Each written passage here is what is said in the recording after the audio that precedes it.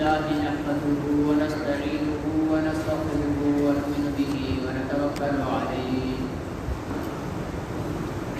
ونعوذ بالله من شرور أنفسنا ومن سيئات أعمالنا من يهده الله فلا مضل له ومن يضلل فلا هادي له ونشهد أن لا إله إلا الله وحده لا شريك له ونشهد أن سيدنا وسندنا وحبيبنا ونبينا ومولانا ومطعنا وملجانا محمدا عبده ورسوله أرسله بالحق بشيرا ونذيرا وداعيا إلى الله بإذنه وسراجا منيرا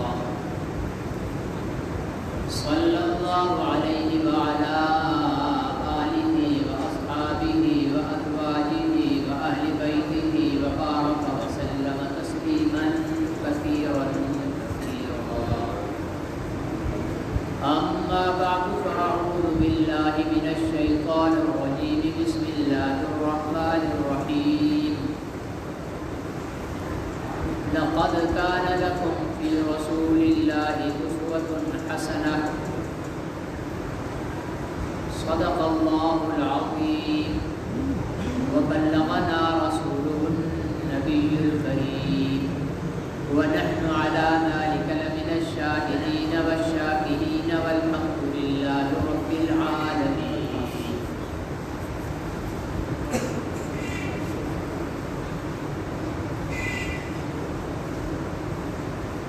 موجودہ دور کے اندر ہر انسان اپنی اپنی فیلڈ کے اندر کامیاب ہونا چاہتا ہے. کسی کا خواب ہے کہ کامیاب سیاستدان بن جاؤں، کسی کا خواب ہے کامیاب بزنس مین بن جاؤں، کسی کا خواب ہے کہ کامیاب زمیندار بن جاؤں، کوئی چاہتا ہے کہ کامیاب ترین ڈاکٹر بن جاؤں، کامیاب مولوی بن جاؤں، کامیاب خطیب بن جاؤں. لیکن کامیاب مسلمان اور کامیاب انسان کوئی بننے کے لیے تیار نہیں.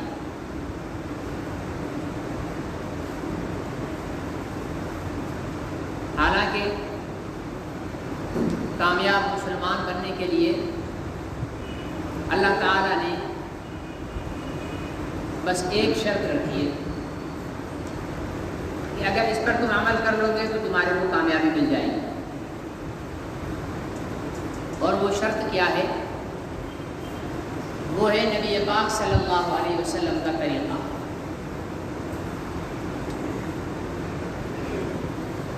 آپ حضرات میں مزاج کے ضدی ہو، میں بھی ضدی ہوں. کہہ کے تھک جاؤں کہ بھائی اگر بیٹھنا ہو تو مل کر بیٹھ جایا کرو، درس نہ سننا ہو تو اٹھ کے چلے جایا کرو. لیکن مجال ہے کہ آپ اپنی جگہ سے ہلیں، سنتے آخر تک ہیں، بیٹھتے بھی دعا کرتے ہیں، لیکن بیٹھتے اپنی اپنی مرضی سے. کوئی ادھر بیٹھا ہوا، کوئی ادھر بیٹھا ہوا، کوئی ادھر بیٹھا ہوا. اللہ کے بندو، قرآن کی بات چل رہی ہوتی ہے، نبی پاک صلی اللہ علیہ وسلم کے فرمان کی بات چل رہی ہوتی ہے. لیکن ہم نے مجال ہے کہ قرآن کا احترام کریں یا نبی پاک صلی اللہ علیہ وسلم کے فرمان کا احترام کریں. اللہ کے بندو اس کا احترام کریں گے تو اللہ تعالیٰ ہمیں بھی دنیا میں آخرت میں عزت دے گا. اس لیے ہمیشہ کے لیے یہ بات نوٹ کر لیں، سننا ہو تو قریب آ کر بیٹھ کر سنا کریں. نہیں سننا ہے تو بے شک آپ کو اجازت ہے، آپ چلے جائیں، سو جائیں، جو آپ کا دل کرے وہ کریں.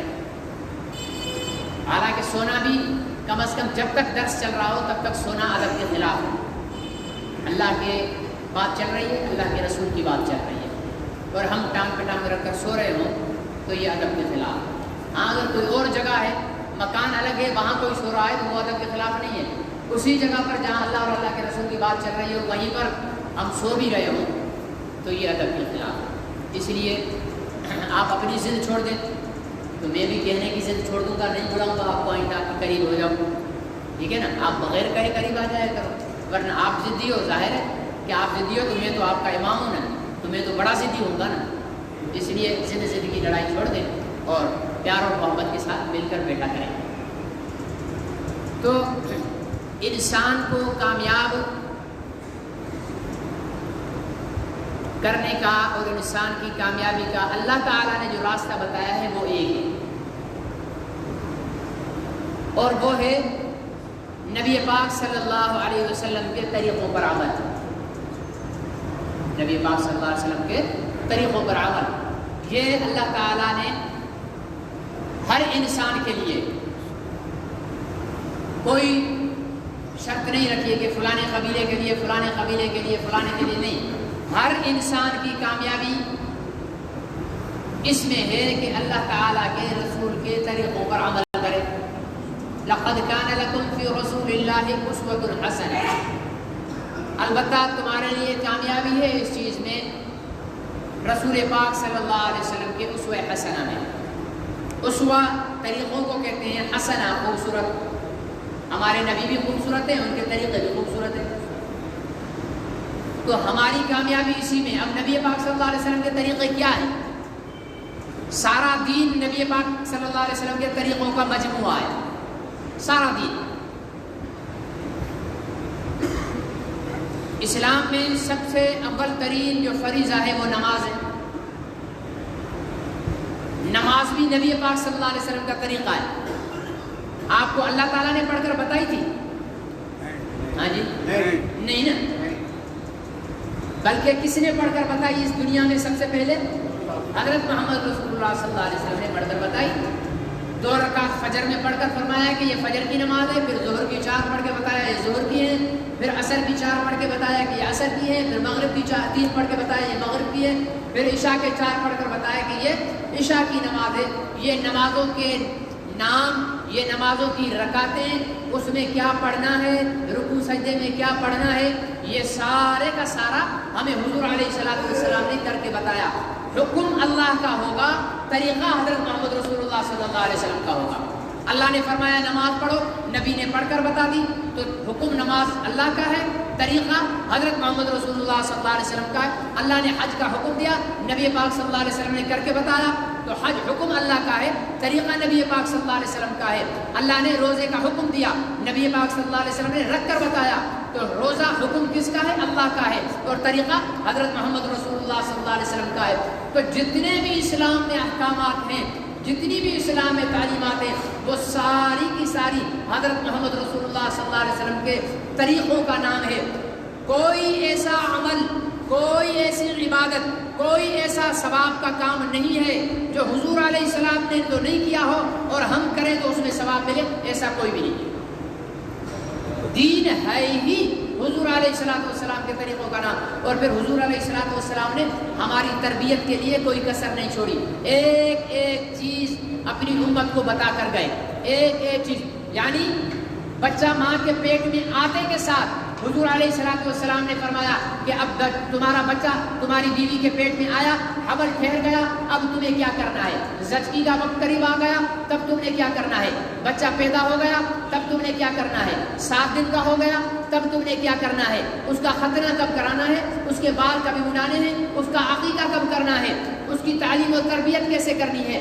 ایک ایک چیز حضور علیہ السلام نے ماں کے پیٹ سے لے کر قبر کے پیٹ تک کی جتنی بھی زندگی ہے، اس ساری کی ساری حضور علیہ السلام نے ہمیں تعلیم دی ہے۔ کھانے کا طریقہ بتایا، پینے کا طریقہ بتایا، مسجد میں جانے کا طریقہ، مسجد سے نکلنے کا طریقہ، گھر میں آنے کا طریقہ، گھر سے نکلنے کا طریقہ، کاروبار کے لیے بازار میں جانے کا طریقہ، بازار میں بیٹھنے کا طریقہ، کاروبار کرنے کا طریقہ، ہاں جی، مزدوری کرنے کا طریقہ، سیاست کرنے کا طریقہ، حکومت کرنے کا طریقہ، عوام کی خدمت کرنے کا طریقہ، کپڑے پہننے کا طریقہ، کپڑے اتارنے کا طریقہ، لقمہ منہ میں ڈالنے کا طریقہ، کھانا کس طرح کھانا ہے اس کا طریقہ، پانی کس طرح پینا ہے اس کا طریقہ، جب چاند کو دیکھو تب کیا کرنا ہے اس کا طریقہ بتایا، سورج میں گرمی زیادہ ہو جائے تب کیا کرنا ہے اس کا طریقہ بتایا، آندھی ہوا تیز چل جائے تب کیا کرنا ہے اس کا طریقہ بتایا، ہوائیں بالکل بند ہو جائیں، بارشیں بالکل ختم ہو جائیں اس کا طریقہ بتایا، جب سورج گرہن ہو جائے اس کا طریقہ بتایا، چاند گرہن ہو جائے اس کا طریقہ بتایا،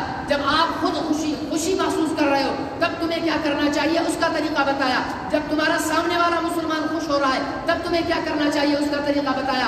آپ اپنے گھر میں بیٹھے ہوئے اپنے بچوں کے ساتھ خوش ہو تب تمہیں کیا کرنا چاہیے. آپ خود بیمار ہو تب تمہیں کیا کرنا چاہیے. تمہارا مسلمان بیمار ہے تب تمہیں کیا کرنا چاہیے. آپ کی فیملی کا کوئی ممبر نزا کے عالم میں ہے, سکرات میں ہے, جانکاری کے عالم میں ہے تب تمہیں کیا کرنا چاہیے. آپ خود نزا کے عالم میں ہو تب تمہیں کیا کرنا چاہیے. جب تمہارا کوئی مر جائے تب تمہیں کیا کرنا چاہیے. جب کسی کے ہاں کوئی بچے کی ولادت ہو تب تمہیں کیا کرنا چاہیے. الغرض کہ کوئی زندگی کا پہلو حضرت محمد رسول اللہ صلی اللہ علیہ وسلم نے ایسا نہیں چھوڑا ہے جہاں پر ہمیں تعلیم نہ دی ہو. سبحان اللہ نہیں کہنا, بالکل بھی نہیں. اچھا لگتا ہے نا اچھی بات سن کر سبحان اللہ کہنا بہت اچھی ایمان کی علامت ہے. ایمان والے کے دل سے خود ہی نکل جاتا ہے سبحان اللہ جب اچھی بات سنتا ہے. تو میرے عزیز دوستو, اب ضرورت اس بات کی ہے کہ ہم حضور علیہ السلام کے طریقوں پر عمل کریں. اب آپ کہیں گے کہ یہ عمل تو کریں لیکن دین پر عمل کرنا تو بڑا مشکل ہے. کوئی مشکل نہیں ہے, بالکل آسان ہے. بلکہ دین پر عمل کرنا ہی آسان ہے. دین سے ہٹ کر زندگی گزارنا مشکل ہے. دین سے ہٹ کر زندگی گزارنا, میں مثالیں دیتا ہوں. مثال کے طور پر میں 2 مثالیں تو آپ کو حضور علیہ السلام کے طریقوں کی دے کر ثابت کرتا ہوں کہ دین پر عمل کرنا کوئی مشکل نہیں ہے. دیکھیں, ابھی آپ سب پیاسے بیٹھے ہو, ایسے ہی ہے نا, سب کو پیاس لگی ہوئی ہے, حلق خشک ہوئے پڑے ہیں, ٹھیک ہے نا. افطاری کے لیے گھنٹے گنے جا رہے ہیں, پھر قریب وقت آئے گا تو پھر منٹ گنے جائیں گے, آخر میں سیکنڈ گنے جائیں گے, اور پھر جب مسجد سے مولوی صاحب کہیں گے کہ روزہ کھول لیں تو فوراً جناب بوتل کو منہ پر لگا دیں گے. اب پانی پینے کا ایک طریقہ کیا ہے, عام نارمل طریقہ ہے. جانور بھی پانی پیتا ہے, جانور کے پانی پینے کے کوئی آداب نہیں ہے. منہ ڈال لیا, جب تک پیاس نہیں بجھی منہ نہیں نکالا. انسان بھی پانی پی لے, چاہے تو پوری بوتل منہ پر اڈیل لے اور ساری خالی کر کے پھر ہٹائے. پانی اس طرح بھی پی لے گا تو پیاس تو ختم ہو جائے گی نا بھائی, یا پیاس ختم نہیں ہوگی, ہو جائے گی. پیٹ میں پانی جائے گا, پیاس ختم ہو جائے گی. لیکن اگر ہم پانی اٹھانے سے پہلے ایک لمحے کو سوچ لیں کہ نہیں بھائی میں تو مسلمان ہوں, نبی پاک صلی اللہ علیہ وسلم کا کلمہ پڑھا ہے, ضرور میرے نبی نے مجھے پانی پینے کا طریقہ بتایا ہوگا, تو اب میں کیا کروں گا, کھلے برتن میں پانی نکالوں گا, بیٹھ جاؤں گا, بسم اللہ پڑھوں گا اور پانی ایک گھونٹ پی کر سانس لوں گا, الحمدللہ کہوں گا, پھر 2 گھونٹ پی کر سانس لے کر الحمدللہ کہوں گا, پھر بقایا پانی سارے کا سارا پی کر اور گلاس کو رکھ لوں گا, الحمدللہ کہوں گا. کیا فرق ہوا, وہ ایک ہی بوتل پی لی. تبدیلی کیا ہوئی, بیٹھ کر پیا, کھلے منہ کے برتن میں پانی پیا, 3 سانس میں پیا, الحمدللہ کہہ کر پیا اور بسم اللہ کہہ کر شروع کیا. پانی یہ بھی پی لیا, پانی وہ بھی پی لیا. وہ صرف پانی پینا ہے, یہ پانی پینا بھی ہے اور ثواب کمانا بھی ہے. سبحان اللہ. اچھا, مطلب آپ حضرات کو جب منع کریں تب آپ کہتے ہو سبحان اللہ نا. واہ بھائی واہ, یہ عادت مجھے آج پتہ چلی ہے کہ مطلب آپ کو جب کہیں یہ نہیں کرنا تو آپ کرنا شروع ہو جاتے ہو.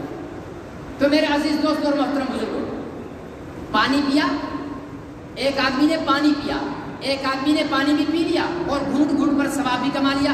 کوئی مشکل لگی, کوئی وقت لگا. جس نے کھڑے ہو کر پیا اس نے 20 سیکنڈ میں پیا ہوگا, جس نے بیٹھ کر پیا اس نے 30 سیکنڈ میں پیا ہوگا. چند سیکنڈوں کا فرق ہوا. لیکن دنیا کے سائنسدان کہتے ہیں کہ بیٹھ کر پانی پینے والا, سانس لے کر رک رک کر پانی پینے والا, تو وہ بہت ساری بیماریوں سے بچ جاتا ہے. بیماریوں کو گولی مارو, سائنس کو گولی مارو. ہم نے تو اپنے نبی کے طریقے کو فالو کرنا ہے نا, ہم نے تو اپنے نبی کے طریقے کو زندہ کرنا ہے نا. تو ہمارے کو کیا فائدہ ہوتا ہے, کیا نقصان ہوتا ہے, اس سے ہٹ کر ہمارے لیے اتنا ہی فائدہ زیادہ ہے. یہی فائدہ ہمارے لیے کافی ہے کہ ہم نے نبی کے طریقے کو زندہ کیا اور ہمارے اعمال نامے میں پانی پینے پر بھی ثواب لکھ دیا گیا. میرے عزیز دوستوں اور محترم بزرگوں, ہم کھانا لے لیں. یہ ہماری ضرورت ہے یا اللہ رسول کی؟ ہماری ضرورت ہے. کھانا ہماری ضرورت ہے. سب بھوکے بیٹھے ہوئے ہیں, ٹھیک ہے نا جی. کسی نے افطاری میں کھانا ہے, کسی نے رات کو تراویح سے پڑھ کر فارغ ہونے کے بعد کھانا ہے. بہرحال کھانا تو کھانا ہی ہے نا. اب کھانا جانور بھی کھانا کھاتا ہے. ہر جانور کو بھوک لگتی ہے نہیں لگتی ہے؟ آپ جانور کھانا کھائے گا. کبھی آپ نے گدھے کو, گھوڑے کو, اونٹ کو, گائے کو, بیل کو دسترخوان بچھا کر بسم اللہ پڑھ کر ہاتھ دھو کر اطمینان سے کھانا کھاتے ہوئے دیکھا ہے؟ نہیں دیکھا. اللہ تعالیٰ نے ان جانوروں سے فرق کرنے کے لیے نبی پاک صلی اللہ علیہ وسلم کے ذریعے ہمیں ایک کھانا کھانے کا خوبصورت طریقہ دیا. فرمایا کہ جب کھانا کھاؤ ہاتھ دھو کر کھاؤ، کھانا کھاؤ دسترخوان بچھا کر کھاؤ، کھانا کھاؤ تو اب سالن بڑی پلیٹ ہے اپنی طرف سے کھاؤ، بسم اللہ وعلی برکت اللہ پڑھ کر کھاؤ، ٹھیک ہے نہیں. اور کھانا کھانے کے بعد اللہ کا شکر ادا کرو دعا کے ذریعے، الحمدللہ الذی اطعمنا وسقانا وجعلنا من المسلمین، ٹھیک ہے نا جی. یہ دعا کر کے تم اللہ کا شکر ادا کرو. اگر کھانا کھاتے ہوئے لقمہ گر جائے تو اس لقمے کو اٹھا کر واپس کھا لو. روٹی کے ٹکڑے ٹکڑے دسترخوان پر پڑ گئے ان کو جمع کر کے ان کو بھی کھا لو. یہ نبی پاک صلی اللہ علیہ وسلم کا طریقہ ہے. ایک آدمی نے ہاتھ نہیں دھوئے، کھانا کھا لیا، دسترخوان نہیں بچھایا، کھانا کھا لیا، لقمہ گر گیا، گرنے دے دیا، جو روٹی کے ٹکڑے تھے ان کو جھاڑ کر پھینک دیا، تو اس کا پیٹ بھرے گا نہیں کیا؟ اس کا بھی بھر جائے گا. لیکن آپ نے کیا کیا؟ ہاتھ دھوئے، بسم اللہ وعلی برکت اللہ پڑھا، اپنی طرف سے کھانا کھایا. حضور جانتے ہو حضور علیہ السلام نے فرمایا جس برتن میں زیادہ ہاتھ کھانے والے ہوں گے وہ برتن برکت والا ہے. اور ہمارے ہاں پلیٹیں چھوٹی چھوٹی کر دی، دوسرے کا ہاتھ ہی نہ جائے، جو بھی کھاؤں میں ہی کھاؤں. ایسا ہے یا نہیں ہے؟ حالانکہ سنت یہ ہے کہ بڑے برتنوں میں کھاؤ جس میں بیگم کا بھی ہاتھ جائے، جس میں بیٹی کا بھی ہاتھ جائے، جس میں بہو کا بھی ہاتھ جائے، بیٹے کا بھی ہاتھ جائے، پوتے کا بھی ہاتھ جائے، نواسے کا بھی ہاتھ جائے، سب ہاتھ ڈال ڈال کر اس میں سے کھا رہے ہوں. میرے نبی پاک نے فرمایا کہ یہ برتن برکت والا کھانا ہے جس میں زیادہ ہاتھ جو ہے ڈبوئے جا رہے ہیں. اور ہم نے اتنی سی پیالی لی، ہسبینڈ صاحب الگ بیٹھے ہوئے ہیں، بیگم صاحب الگ بیٹھی ہوئی ہے، سب کبوتر چڑیا بنے ہوئے ہیں، ٹک ٹک کر کے کھا رہے ہیں بیٹھے ہوئے. پیٹ تو ان کا بھی بھر جائے گا. لیکن جس نے نبی کے طریقے کے مطابق کھایا، بسم اللہ پڑھ کر کھایا، ہاتھ دھو کر کھایا، دسترخوان بچھا کر کھایا، ٹھیک ہے نا، کھانا کھانے کے بعد دعا پڑھ لی، تو فرمایا کہ اچھا. اور دوسری بات، کھانا کھانے کے بعد انگلیاں چوسنا یہ بھی سنت ہے، یہ چاٹنا. اور پتہ ہے سائنسدان کہتے ہیں کہ یہ جو انگلیوں میں سالن لگا ہوا ہوتا ہے نا، دنیا کی کوئی دوائی معدے کے لیے اتنی کارگر نہیں ہے جتنی یہ انگلیوں کا سالن چاٹنا کارگر ہے. اب ہمارے نوجوان پتہ ہے کیا کیوں چاٹیں گے؟ کہ سائنسدانوں نے کہا ہے بھاڑ میں جائیں سائنسدان اور ان کی سائنس، ہم تو اپنے نبی کی سنت کو زندہ کرنے کے لیے انگلیاں چاٹیں گے. صحیح ہے یا غلط ہے؟ تو میرے عزیز دوستوں اور محترم بزرگوں، اس طرح کھانا کھایا تو جس نے نبی کے طریقے کے مطابق کھانا کھایا اس نے کھانا بھی کھا لیا، ثواب بھی کما لیا. فائدے میں کون ہے؟ نبی کے طریقے والا یا اپنے طریقے والا؟ نبی کے طریقے والا. اور محنت کوئی نہیں لگی. اتنے ہی لقمے کھانے جتنے کھڑے ہو کر کھانے والے نے کھانے، جتنے بغیر ہاتھ دھوئے کھانے والے نے کھانے، جتنے بسم اللہ پڑھے بغیر والے نے کھانے، اتنے ہی لقمے اس نے کھانے. دونوں کا پیٹ برابر بھرے گا، لیکن اس کا پیٹ بھی بھرے گا، ثواب بھی ملے گا، اس لیے یہ فائدے والا ہے. اب میں آپ کو بات کر رہا تھا کہ ہمارے لیے سہولت دین میں، انسان کی زندگی میں دو اہم موقع آتے ہیں.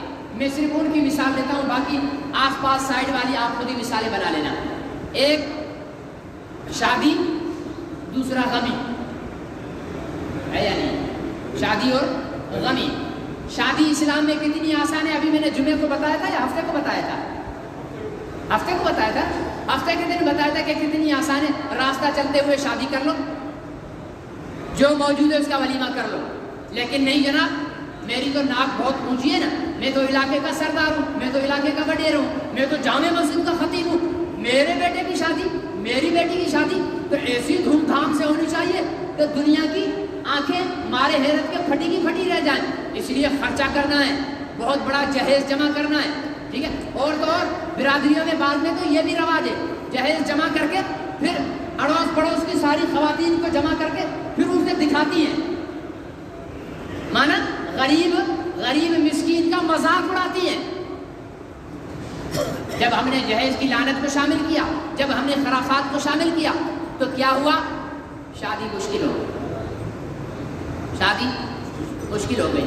اب نے کسی کو کہہ دو کہ میاں بچی کی شادی کرا تو بیچارے کو جھرجھری سی آ جاتی ہے کہ بچی کی شادی کراؤں، کیسے کراؤں، میرے پاس تو کچھ بھی نہیں ہے، میرے پاس تو کچھ بھی نہیں ہے. لیکن سب سے شادی میں کیا ضروری ہے؟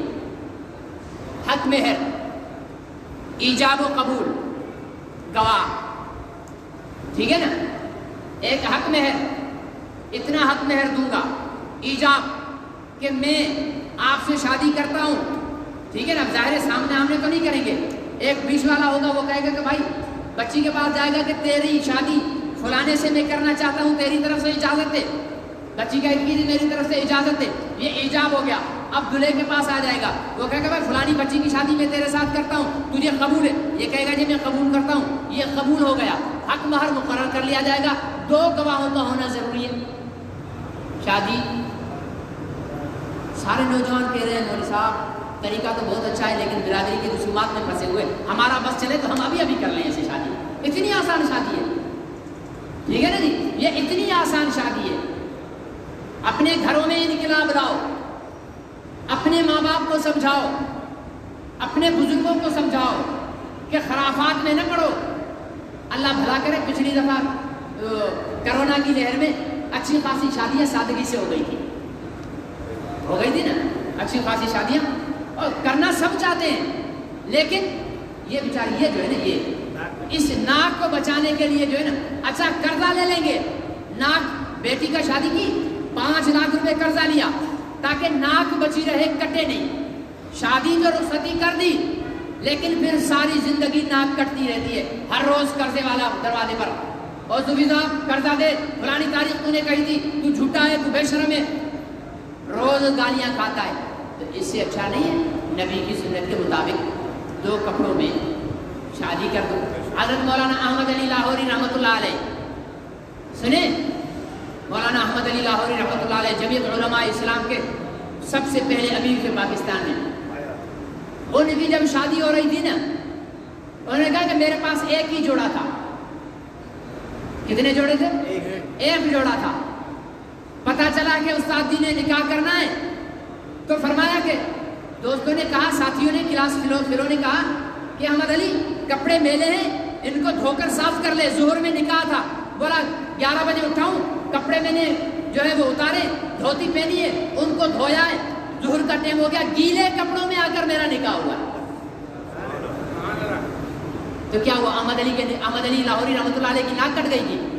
آج دنیا میں اس کا نام ہے، سب کہتے ہیں شیخ القرآن حضرت مولانا احمد علی لاہوری رحمۃ اللہ علیہ، بڑے بڑے اکابرین اس کے شاگرد اور اس کے جو ہے وہ مرید ہیں۔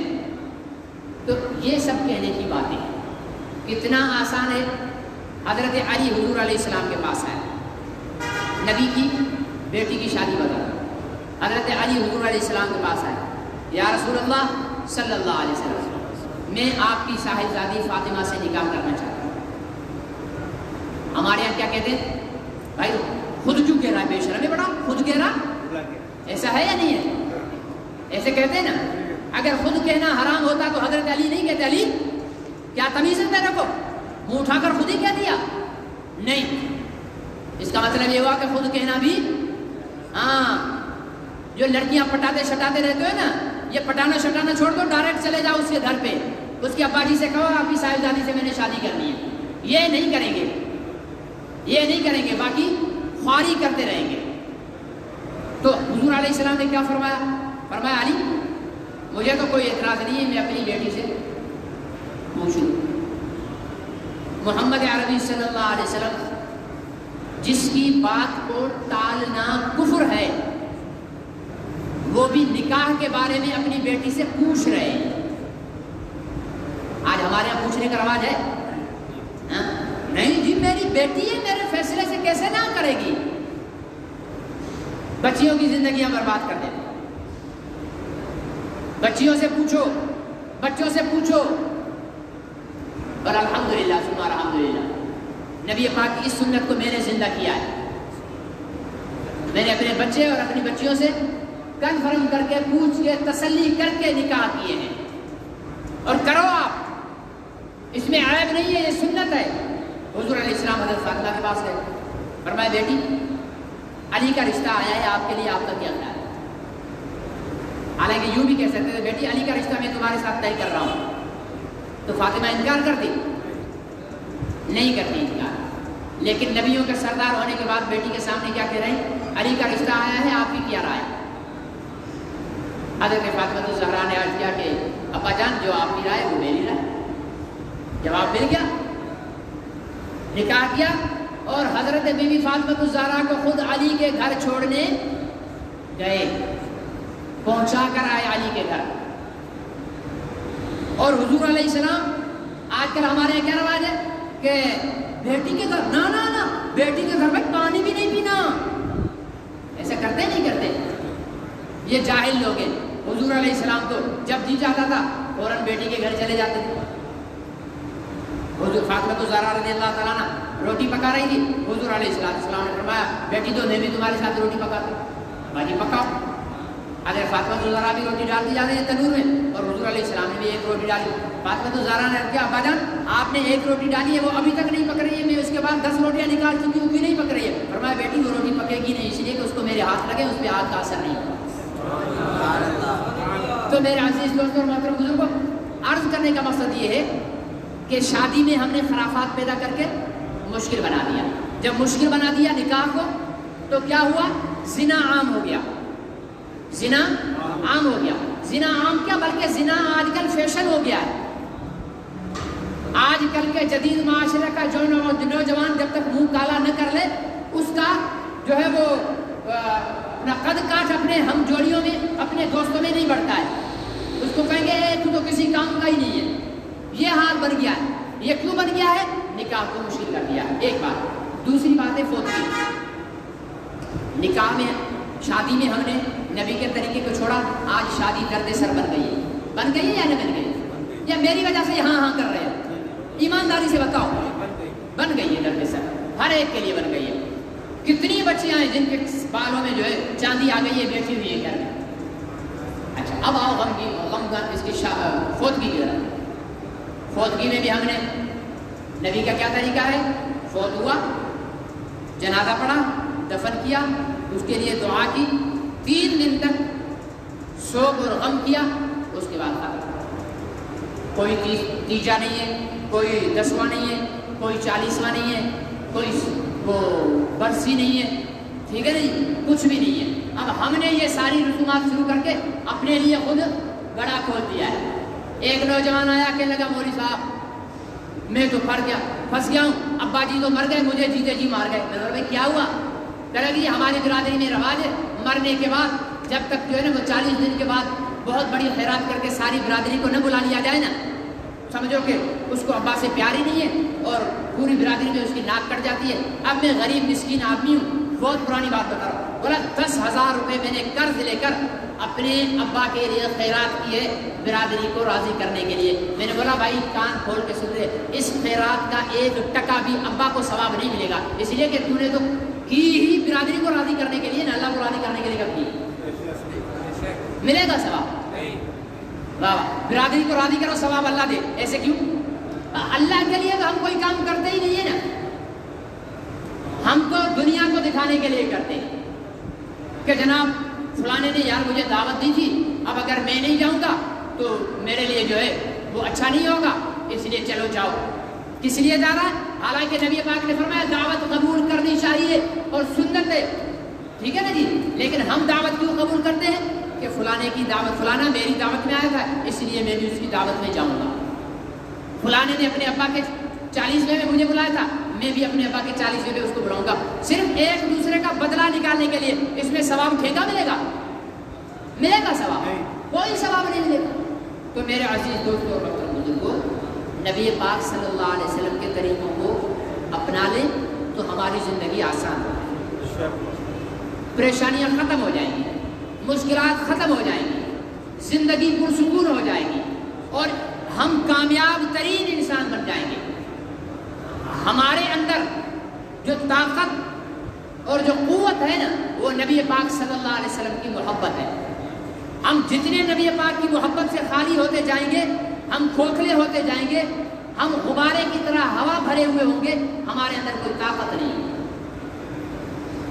طرح طرح کے ہم محنتیں کرتے ہیں کہ اس طریقے سے نبی پاک کی طریقے ہمارے اندر آ جائیں، اس محنت سے نبی پاک کے طریقے ہمارے اندر آ جائیں، اس محنت سے نبی پاک کے طریقے ہمارے اندر آ جائیں۔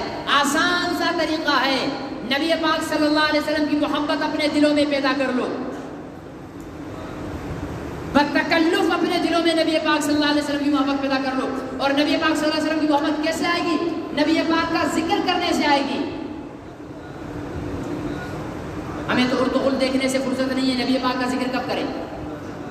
ہے نا اچھے خاصے دیندار نمازی علماء اکرام جب دیکھو ارطغرل کو کھولے بیٹھے، ٹھیک ہے نا جی. تو اس سے فرصت نہیں ہے. نبی پاک صلی اللہ علیہ وسلم کا ذکر کرو، آپ کی سیرت پڑھو، آپ کی صورت پڑھو، آپ کا کردار پڑھو، آپ کی حیات طیبہ کا مطالعہ کرو. ایک اس طریقے سے نبی کی محبت آئے گی. دوسرا کثرت سے نبی پاک صلی اللہ علیہ وسلم پر درود پڑھو. کثرت سے جانتے ہو نا، کثرت مانا بہت زیادہ، بہت زیادہ نبی پاک صلی اللہ علیہ وسلم پر درود پڑھتے رہو. تو درود میں محمد نام آتا ہے نہیں آتا ہے؟ ہاں آتا ہے نا. تو درود میں ہی نبی پاک کا ذکر ہوتا چلا جاتا ہے. اللہم صلی علی محمد وعلی آل محمد، اللہم صلی علی محمد النبی الامی وعلی آلہ وسلم تسلیما، جزا اللہ عنا سیدنا محمد ما هو اہلہ، اللہم صلی وسلم علی نبینا محمد. ٹھیک ہے نا. ہزاروں قسم کے درود شریف ہیں، ان کو آپ پڑھو. جب زیادہ ہماری زبان پر محمد محمد محمد محمد محمد محمد محمد محمد جب ہماری زبان پر زیادہ ہوگا تو اس کی محبت ہمارے دل میں خود بخود آتی جائے گی. اس کے دل میں جب ہمارے دل میں نبی پاک کی محبت آ جائے گی، پھر نبی پاک صلی اللہ علیہ وسلم کی سنتوں پر عمل کرنا ہمارے لیے مشکل نہیں ہوگا. پھر نماز پڑھ رہے ہوگے نا تو نماز میں بھی آپ کو حلاوت مٹھاس محسوس ہوگی. پھر قرآن پڑھو گے، قرآن میں بھی آپ کو مٹھاس محسوس ہوگی. پھر یہ وزنی نہیں لگے گی آپ کو، پھر یہ بھی آپ کو بہت پیاری چومو گے، یوں کر کے چومو گے اس کو کہ یہ میرے نبی کی سنت ہے. ٹھیک ہے نا. پھر جو ہے روزہ رکھو گے تو آپ کو روزے میں مزہ آئے گا کہ یہ تو میرے محبوب کی ادا ہے. حج کرو گے تو اس میں مزہ آئے گا کہ یہ میرے محبوب کی ادا ہے. زکوٰۃ دو گے تو اس میں مزہ آئے گا کہ یہ میرے محبوب کی ادا ہے. قرآن پڑھو گے تو اس میں مزہ آئے گا کہ یہ میرے محبوب کی ادا ہے. دین کو اپنی زندگی میں لانے کا سب سے آسان طریقہ نبی پاک صلی اللہ علیہ وسلم کی محبت کو اپنے دلوں میں بسا دو، سارا دین آسان ہو جائے. سبحان اللہ. اور جب تک یہ نہیں ہوتا ہے کتنی بھی ٹامک ٹوئیاں مارتے رہو کچھ بھی نہیں ہوگا، کوئی دین نہیں آ سکے گا. نبی سے تعلق قائم کیے بغیر دین نہیں آ سکتا ہے. اور نبی سے تعلق کی بڑی نشانی، نبی سے تعلق کی بڑی نشانی، ایک تعلق ہوتا ہے بے حسی والا. ہمیں وہ تعلق نہیں چاہیے، ہمیں غیرت والا تعلق چاہیے نبی سے. ہمیں حمیت والا تعلق چاہیے نبی سے کہ نبی کو گالی ملے، میں تو بیٹھا ہوں استغفر اللہ استغفر اللہ استغفر اللہ استغفر اللہ، میری تصویر رہتی ہے استغفار کی، میں وہ کر لوں. میرا تو تہجد رہتا ہے میں وہ پڑھ لوں. نہیں، نبی کو گالی ملے اور تو تہجد میں مصروف ہو جائے، نبی کو گالی ملے اور تو استغفار میں لگ جائے، تیرے دل میں کڑھن پیدا ہونی چاہیے، تیری آنکھوں میں خون اتر آنا چاہیے، تیرے اندر بے چینی آ جانی چاہیے. جس طرح تیرے باپ کے بیمار ہونے پر، تیری ماں کے بیمار ہونے پر تیرے اندر بے چینی آ جاتی ہے، جس طرح تیری آنکھیں آنسو اگلتی ہیں جب ابا اماں مر جاتے ہیں، وہ درد والی کیفیت اگر نبی پاک صلی اللہ علیہ وسلم کو کی توہین کے موقع پر ہمارے دلوں میں نہیں آتی ہے تو رب محمد کی قسم کھا کے کہتا ہوں یہ ہماری نمازیں، یہ ہمارے روزے، یہ ہمارے جہاد، یہ ہمارے قرآن کی تلاوت کالے کپڑے میں لپیٹ کر ہمارے منہ پہ مار دی جائے گی کہ جاؤ تمہارے دلوں میں نبی پاک صلی اللہ علیہ وسلم کی محبت نہیں تھی، تمہارے دلوں میں نبی پاک کی حمیت نہیں تھی. بعض دفعہ اچھے خاصے دینداروں سے بے دین غیرت نبوی کر کے آگے نکل جاتا ہے. کیا وجہ تھی؟ 17 سال کا ترکھان کا بیٹا، لکڑہارے کا بیٹا علم الدین کیا کیا تھا؟ نہ تہجدیں اس نے کبھی پڑھی، نہ جو ہے قرآن کے ختمے اس نے نکالے، نہ اس کے چہرے پر داڑھی تھی، نہ اس کے سر پہ عمامہ تھا، کچھ بھی نہیں تھا. ایک چھلانگ لگائی غیرت کی، غیرت نبوی کی ایک چھلانگ لگائی. پھر کیا ہوا؟ دیکھا عطا اللہ شاہ بخاری بھی اس کے جنازے میں کھڑا ہے، احمد علی لاہوری بھی اس کے جنازے میں کھڑا ہے، ابو الحسنات بریلوی بھی اس کے جنازے میں کھڑا ہے، علامہ اقبال بھی اس کے جنازے میں کھڑا ہے، بڑے بڑے غوث کتب ابدال اس کے جنازے میں کھڑے ہوئے ہیں اور وہ یہ کہہ رہے ہیں کہ آج علم الدین کے جنازے میں لاکھوں کی تعداد میں فرشتوں نے شرکت کی ہے. سبحان اللہ. عطا اللہ شاہ بخاری جیل جا رہا ہے، علم الدین تیری زیارت کے لیے آیا ہوں. ایشیا کا خطیب سید زادہ قرآن پڑھے تو اڑتے ہوئے پرندے رک جائیں، اتنا قرآن پڑھنے والا قاری دنیا دنیا کا مشہور خطیب آج کال کوٹھڑی کے دروازے پر علم الدین کے ہاتھ چومنے جا رہا ہے. یہ کیا ہے؟ یہ نبی کی غیرت کی ایک جست ہے جو انسان کو زمین سے اٹھا کر آسمان کی بلندیوں تک پہنچا دیتی ہے. یہ غیرت ہم اپنے اندر پیدا کریں, یہ حمیت اپنے اندر پیدا کریں, یہ درد اپنے اندر پیدا کریں. جس دن یہ درد آ جائے گا ہم کھنچ کے مسجد میں آئیں گے. جس دن یہ درد آ جائے گا ہم رمضان کے بغیر بھی روزے رکھیں گے. جس دن یہ درد آ جائے گا ہمیں مال جمع کرنا اچھا نہیں لگے گا. جس دن یہ درد آ جائے گا ہمیں یہ اسطرا یہاں نہیں, ہمیں اسطرا اپنے سینے پر چلتا ہوا محسوس ہوگا. جس دن یہ درد آ جائے گا رب محمد کی قسم ہماری زبان پہ گالی نہیں ہوگی. جس دن یہ درد آ جائے گا ہماری زبان پر کسی کے لیے تہمت نہیں ہوگی. جس دن نبی کی محبت کا درد ہمارے دل میں آ جائے گا ہم کسی کی پگڑی نہیں اچھالیں گے, کسی کے راستے میں رکاوٹیں کھڑی نہیں کریں گے, کسی کی اذیت کا ذریعہ نہیں بنیں گے. اس لیے ہمیں معلوم ہوگا کہ ہمارے محبوب تو رحمت للعالمین تھے, پھر ہم دوسروں کے لیے زحمت کیوں بن رہے ہیں؟ تم کرتے ہو ارادہ اپنے دلوں میں نبی کی محبت کا چراغ روشن کرنے کا؟ اللہ تعالیٰ مجھے اور آپ کو عمل کی توفیق نصیب فرمائے. الحمدللہ.